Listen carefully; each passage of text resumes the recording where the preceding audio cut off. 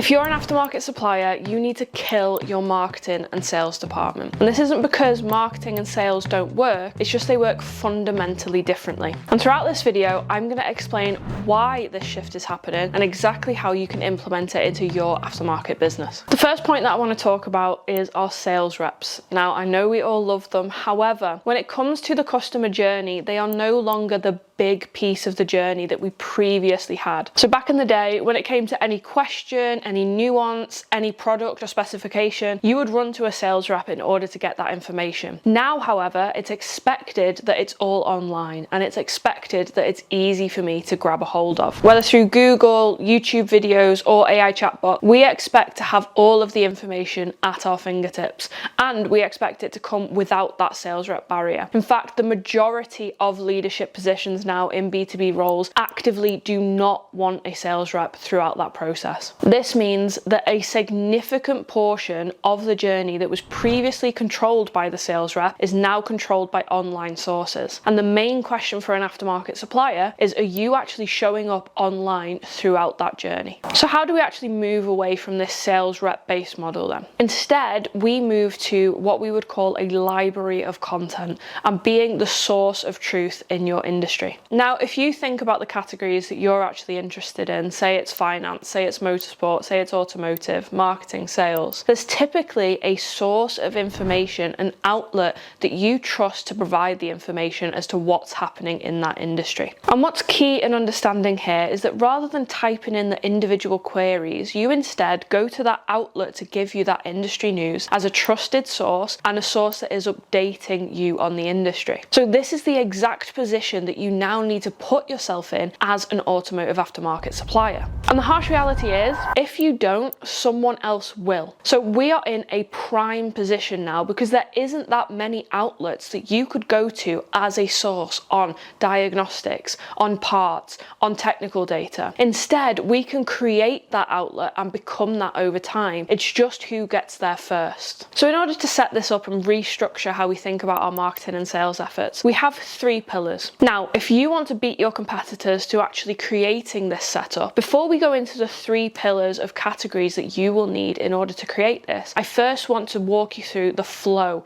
of how this would be implemented. So the first thing that we need to do is publish consistently. And currently, I can guarantee that you are not doing this to the extent that you need to. Whether that's industry updates, whether that's product information, whether that is, have I answered the questions that a sales rep would typically answer? If you are gate blocking this with the need for a sales rep, they will leave and go to a competitor that can answer it online. Now that we've published consistently, we now need to teach the market. And what's really important with teaching the market is we then become an authority to the person that we are educating. Now, we don't educate with blanket statements. You can't AI, ChatGPT this. Instead, it needs to be content that your company believes and is different to a competitor. When we do this, what we have noticed with the sales processes once this is implemented is that not only is the barrier to entry to a sale much less, but then when they're talking to competitors and that framework doesn't match up to what they believe and what they have been taught, they are less likely to go with that competitor. So this unique nuance is so important. Do not do the marketing for your competitors. Do the marketing for your frameworks, your unique perspective. Once you've taught the market, you then can create your community. And what we mean by community is an audience that you can reach directly. So we need to get their information, whether that's an email, a phone number, whatever we can do in order to contact them directly. The 4th thing is they're making our expertise easy to binge. Now, the way that I kind of frame this is that at the beginning, you're going to be doing most of the legwork of that foundational content. So that foundational content can be wider topics about the industry, wider kind of nuance on what SERMI is, what a secure gateway is, etc. Now you're going to create bingeable content that is more industry updates, more your key opinions,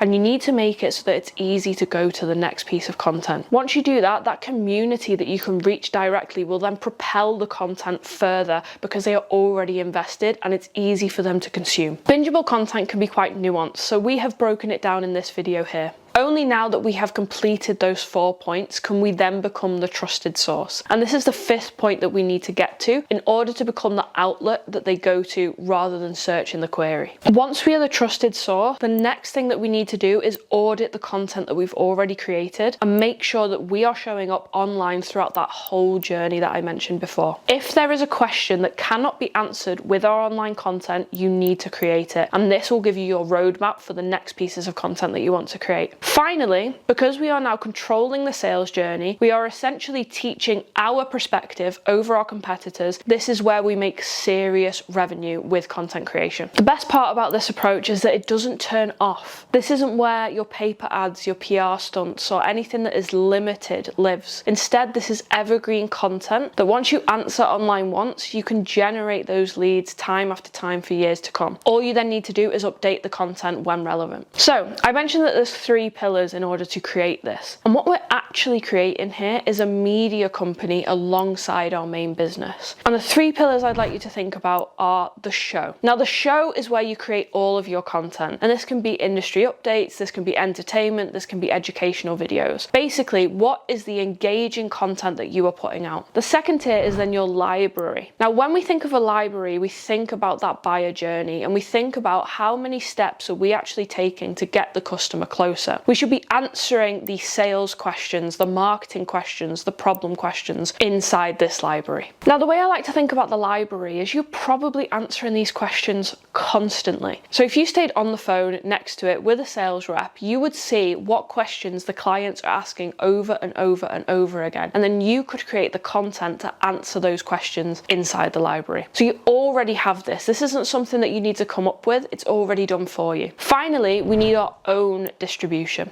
And this own distribution is not your social media channels, is not your YouTube channel, but instead a key piece that you actually own. But before I get into that, this system is the exact system that we have used to generate millions in revenue in the aftermarket for aftermarket B2B suppliers. So if you're ready to move into this approach and create a media company inside your business, one that your competitors are not doing yet, then we have a full workshop where our team and our expertise comes to your business for 3 working days in order to go through exactly this journey. You'll go away with a content plan as well as the sales objective tied to them so you can generate revenue from your content. And you can book the next slot in the link in the description. Now, this distribution channel that I'm on about, it comes in the form of lead magnets, landing pages, email campaigns, and it's nuanced and different to how you would typically do your marketing online. So in order to bring revenue into our business, we need a space that we can control, and that can only happen if we set up a full funnel. Now, we have detailed exactly step by step how to create this funnel in this video here. Just click to watch.